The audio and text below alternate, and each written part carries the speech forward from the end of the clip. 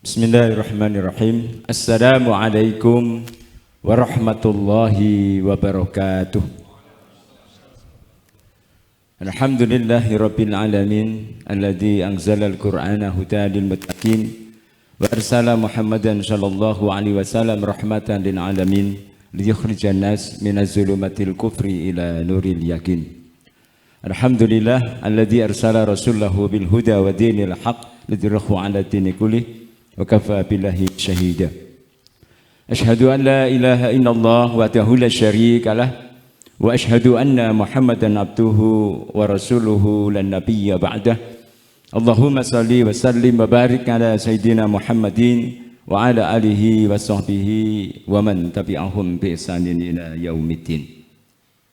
Wallahu ta'ala fi kitabihil karim. A'udzu billahi minasy syaithanir rajim. Kuntum khaira ummatin ukhrijat linnas ta'muruna bil ma'rufi wa tanhauna 'anil munkar wa tu'minuna billah. Wa qala ta'ala aidan wa tilkal ayyam nutabiluha bainan nas. Wa qala Rasulullah sallallahu alaihi wa alihi wasallam an asbaha wa lam yahtam bi amri muslimin falaysa minhum. Sadaqallahul azim wa balagha rasuluhul karim inna nahnu an dzalika minasyahidin. Hadaratul muhtaramin dumateng para kiai, para ulama ingkang hadir wonten mriki majelis Multaqa Ulama Keduraya yang bertempat pada kesempatan bulan ini di Ngeluar, Kecamatan Ngeluar, Desa Ploso Gede, Kecamatan Ngeluar, Kabupaten Magelang. Mugi-mugi sedaya ingkang sami hadir dirahmati Allah Subhanahu wa taala. Ayyuhal muslimun rahimallahu taala, mengawali pada pertemuan kali ini tidak lupa kita senantiasa memanjatkan rasa syukur kita kehadirat Allah Subhanahu wa taala atas limpahan rahmat dan karunia-Nya sehingga bitaufik wal hidayah pada kesempatan ini kita bisa bermuajahah lil wujuh dalam rangka memenuhi undangan sahibul bait wa sahibul hajah dengan sehat walafiat tanpa suatu halangan apapun. Karena itu mari kita ikrarkan kalimat syukur tadi dengan membaca kalimat tahmid alhamdulillahi rabbil alamin. Kedua kalinya salawat dan salam semoga tetap terlimpahkan kepada junjungan kita Nabi besar Muhammad sallallahu alaihi wasallam beserta keluarga, sahabat dan kita semua kaum muslimin yang senantiasa berpegang teguh dengan Al-Qur'an, dengan Islam ila yaumil qiyamah. Hadirin rahimallahu taala, al-khas ini para pembicara belum saya absen di kanan saya Al-Ustaz Yogi B. Ambari, kemudian di sebelah kiri saya Yai Arifin, Yai Haji Nasiruddin Syukur, Yai Budi Ambar. Semoga Allah memberikan keberkahan pada kita semua. Amin ya rabbal alamin. Hadirin rahimallahu taala, kalau kita tilik memang November ini, ya ini ada momentum yakni ya rezim ini baru, negeri kita baru memiliki nahkoda baru, ya. Walaupun kalau kita perhatikan kendaraannya sama. Demikian sebelah sana juga di Nancau di sana juga baru terpilih pemimpin yang baru juga, tapi juga stok lama. Dan dunia itu memang silih berganti, kita mendapati pengelola dunia yang kalau kita rasakan di mana kita berada saat ini, kerusakan itu sudah sedemikian tak terperi, kerusakan itu sudah semakin tidak bisa didandani gitu. Namun demikian inilah sejarah yang harus kita jalani. Karena itulah hadirin sekalian, kita perlu juga mengkaji tentang bagaimana tentang kondisi negeri kita sebenarnya.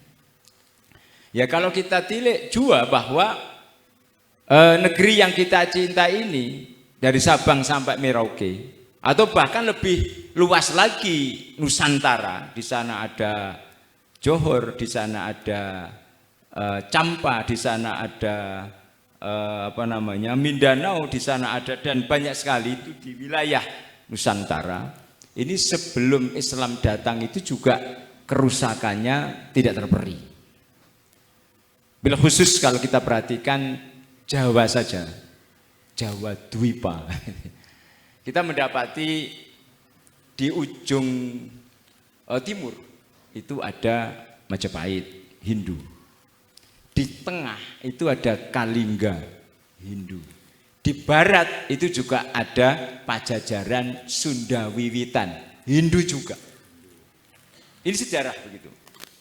Nah, kemudian proses perkembangan selanjutnya, kemudian datanglah para pengemban dakwah, para ulama-ulama kita, para wali, orang-orang menyebutnya, yakni orang-orang yang ditugaskan secara istimewa oleh Kesultanan Turki atau Kekhilafan Ottoman waktu itu untuk mengawali dakwah, menyampaikan Islam, dan kemudian merubah kondisi yang di dalam suasana kekufuran yang penuh dengan kerusakan, berganti kemudian suasana yang terang benderang, yakni Islam. Kalau kita perhatikan, tadi saya dengan Pak Yai Sam cerita-cerita, di Magelang itu Syekh Subakir itu kalian Sunan Kalijogo duluan sinten Pak Yai? Nah itu dijawab duluan Syekh Subakir di Magelang. Artinya hadirin sekalian, dakwah yang dilakukan oleh para pendahulu kita itu ternyata bergelombang. Tapi intinya bahwa hasil akhir itu luar biasa. Faktanya kita semua kemudian bisa merasakan, bisa mereguk Islam itu dengan luar biasa. Berkah daripada para pendahulu kita yang berjuang di awal untuk mengislamkan Nusantara atau Indonesia di sini. Hadirin yang dirahmati Allah Ta'ala, memang Indonesia adalah negeri yang merupakan warisan dari para sultan yang dibesut oleh para ulama tadi itu. Sehingga kemudian di tahun 1479-80 berdirilah Kesultanan Demak. Itu juga besutan dari para ulama. Kemudian Cirebon, Kesultanan Cirebon misalnya. Ya hampir mirip ya 1730 atau ya kurang lebihnya. Kemudian Banten misalnya 1520 juga besutan para ulama.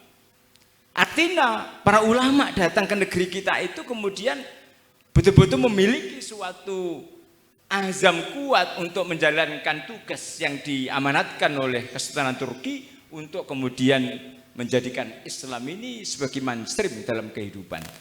Sehingga untuk bisa merubah masyarakat di sini minaz-zulumat ilan nur, dari kegelapan jahiliyah Hindu Buddha kepada terang benderangnya Islam.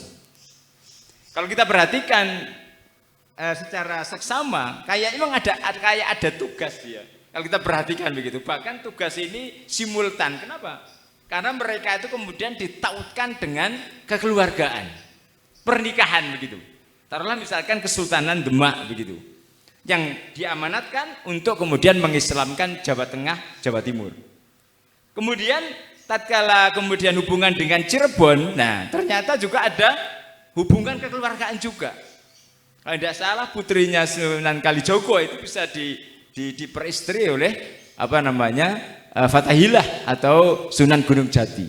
Ya, di Cirebon inilah kemudian ada besutan untuk mendakwahkan Islam ke Jawa Barat, sehingga tegaknya Kesultanan Banten tadi itu. Sehingga Kesultanan Banten kemudian bisa menghadapi Siliwangi, yang kalau kita perhatikan sebenarnya itu juga kerabat itu. Tadi saya baca sejarah yang namanya Pangeran Cakrabuana itu, yakni penguasa Cirebon pertama, Kesultanan Cirebon sebelum Sunan Gunung Jati, itu ternyata adalah putra mahkota dari Kerajaan Pajajaran Bogor, yakni putra dari Prabu Siliwangi Hindu. Bisa diislamkan, akhirnya para ulama bisa mendekati pihak kerajaan Pajajaran. Hasilnya adalah putra mahkotanya bisa masuk Islam. Demikian juga di Jawa Tengah. Tatkala kemudian dakwah bisa menyentuh Majapahit waktu itu, kemudian mengislamkan Raden Patah yang kemudian diberi kadipaten di Glagahwangi di Demak, Jawa Tengah, kemudian berdirilah Kesultanan Islam di Jawa Tengah. Jadi Raden Patah dan Cakrabuana itu sama-sama putra mahkota di kerajaan besar. Di timur kerajaan Majapahit Hindu, di barat kerajaan Pajajaran Bogor. Subhanallah. Hadirin yang dirahmati Allah Subhanahu wa taala, karena itu kalau melihat bangsa Indonesia, hadirin sekalian, dari Sabang sampai Merauke itu adalah peninggalan para sultan-sultan yang adalah besutan dari para ulama yang luar biasa itu.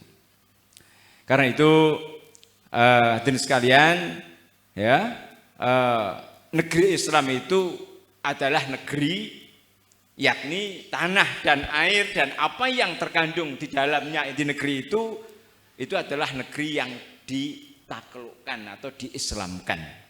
Baik pengislaman itu secara fisik melalui futuhat, ya, sehingga negeri itu menjadi negeri Islam yang kharajiyah seperti Syam, seperti Mesir dan sebagainya. Tapi ada juga negeri yang diislamkan secara damai dengan tanpa peperangan. Itulah negeri Indonesia, lebih luas negeri Nusantara. Sehingga kemudian negeri Nusantara itu kemudian berubah menjadi kesultanan Islam. Kalau begitu, sumbangsih para sultan yang ada, ya, di Nusantara ini sungguh sangat besar dan tidak ternilai. Buktinya kita ini. Saya tadi agak termenung lewat Mendut itu. Kenapa? Itu candi sakmono, apa mana yang Borobudur itu. Kok orang Hindune coba sekitarnya gitu loh. Termasuk di sini kan tidak sono gitu loh. Kenapa bisa itu? Mestinya di sini enggak Hindu itu. Karena pusatnya peribadatan itu. Tapi tidak ada sama sekali coba itu. Luar biasa ini. Proses islamisasinya secara damai dengan penduduknya itu dengan sukarela, penduduk Magelang itu untuk memeluk Islam. Subhanallah. Ini suatu hal yang sangat luar biasa. Karena itu tentu nggak bisa kita lepaskan daripada peran para sultan itu untuk mengkondisikan wilayah daerahnya yang sudah menjadi bagian daripada Islam itu sendiri. Ini hadirin sekalian. Tentu kalau kita kembali ke sana, ya, otomatis bahwa peran yang luar biasa dilakukan oleh para sultan itu adalah suatu yang tidak tergantikan begitu. Ya kan, kalau sekarang ini justru penguasa-penguasa itu, apakah itu bupati, gubernur atau bahkan yang nomor 1 itu justru penduduk Islamnya tambah menyusut pada sekarang ini. Menggelang menyusut betul nih penduduk muslimnya. Kalau Borjo menyusut itu. Ya kan? Jadi hampir semua kaum muslimin dulu kalau kita lihat lagunya Bang Haji Romai Roma itu berapa persen itu penduduk Indonesia itu? 90% itu. Sekarang tinggal berapa? Nah, berarti kelong.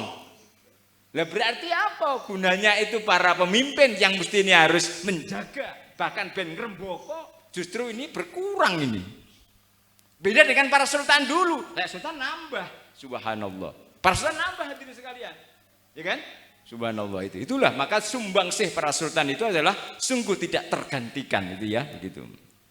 Nah, karena itu kalau kita membaca sejarah tentu para sultan itu tidak berdiri sendiri, hadirin sekalian. Karena mereka adalah bagian daripada kekhilafan Utsmani. Bagian daripada kekhilafan Islam yang menaungi dunia.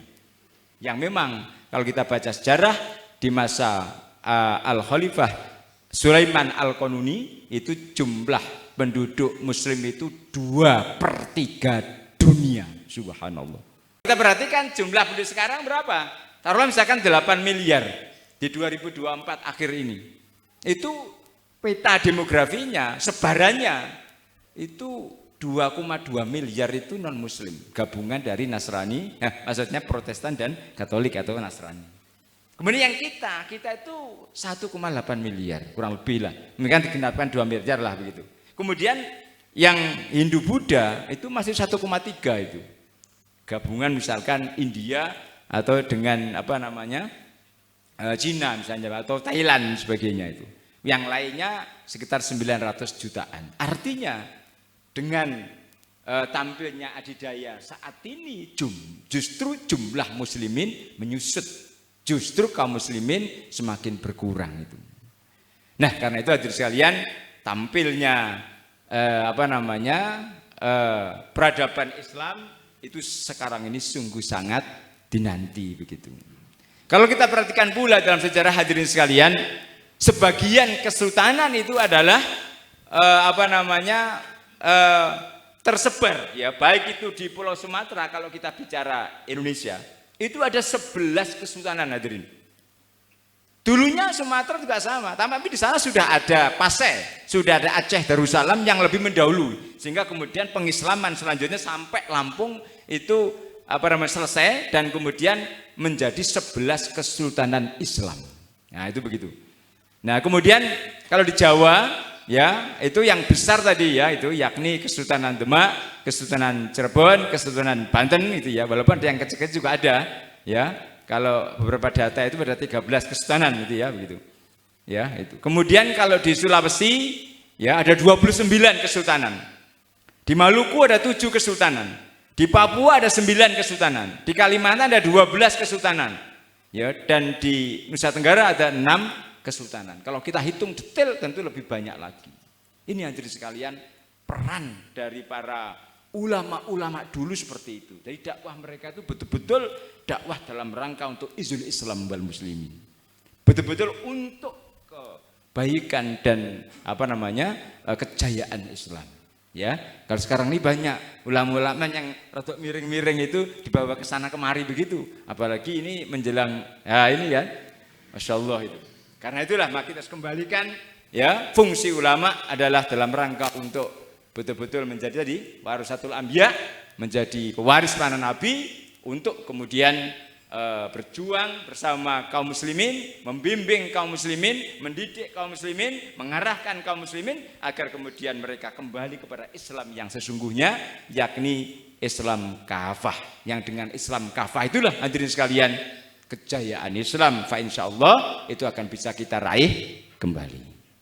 Hadirin dirahmati Allah Ta'ala, ya memang sejarah ini digilirkan ya. Tadi kita sebut watilkal ayam nudawiluha bainan nas. Dan itulah hari-hari kami pergilirkan di antara manusia. Allah memang begitu. Nah, momentumnya ini sungguh pas hadirin sekalian. Dengan kerusakan yang ada saat ini, kalau kita belajar dulu para ulama dulu tiba di negeri ini kita melihat kerusakannya hampir sama hadirin. Ya.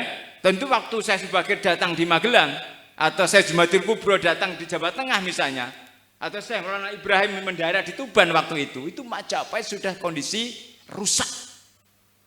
Ya kan? Kita tahu itu. Demikian juga yang di barat sama juga. Nah, ini situasinya hampir sama hadirin sekalian.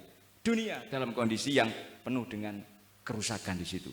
Maka saatnya kita menampilkan jati diri Islam yang sesungguhnya untuk bisa menggantikan kerusakan ini, sehingga kemudian kita bisa mendapati kehidupan yang baldah thayyibah barabun ghafur di dalam naungan daulah khilafah. Takbir.